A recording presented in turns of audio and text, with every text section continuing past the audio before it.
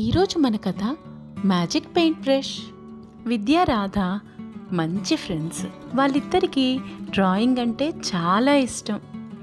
ఒకరోజు వాళ్ళు ఇంటికి వెళ్తూ ఉంటే ఒక షాప్ దగ్గర ఆగి అక్కడున్న పాతకాలపు వస్తువులని చూస్తూ ఉండిపోయారు.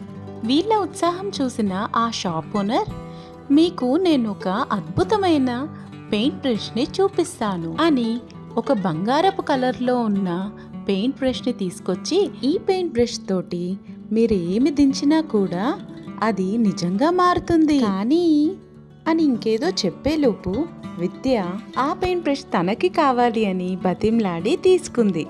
ఇంటికి వెళ్ళగానే ఆ పెయింట్ బ్రష్ తోటి సీతాకోక చిలుకని దించారు విద్యారాధ. వెంటనే ఆ సీతాకోక చిలుక ఎగురుతూ వాళ్ళ ముందు కనిపించింది.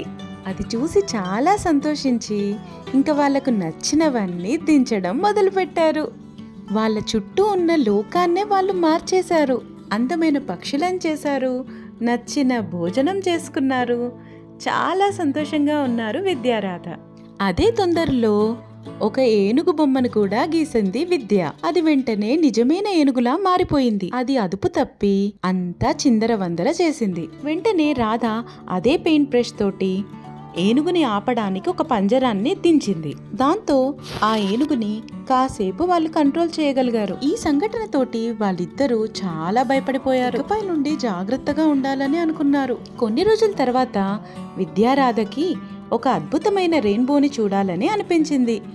వాళ్ళకి నచ్చిన రంగులు వేసి ఒక రెయిన్బోని దించారు. కానీ ఆ రంగులు ఎక్కువగా అవ్వడం వల్ల అక్కడున్న గ్రామస్తుల కళ్ళు మంటలు మండడం మొదలయ్యాయి. అది చూసిన వెంటనే విద్యారాధ ఒక ప్రశాంతమైన ఆకాశాన్ని దించారు. ఆ సమస్య నుండి బయటపడ్డారు. అప్పుడు వాళ్ళిద్దరికీ అర్థమైన విషయం ఏంటంటే, మన చేతిలో ఉన్న శక్తిని 10 మందికి ఉపయోగపడేలా చేయాలి కానీ ఇలా వృధా చేయొద్దు అని వాళ్ళకి అర్థమైంది. ఇక వాళ్ళ గ్రామస్తులకి అవసరమైనవన్నీ అందిస్తూ వాళ్ళ శక్తిని వాళ్ళకి ఉపయోగపడేలా చేశారు విద్యారాధ.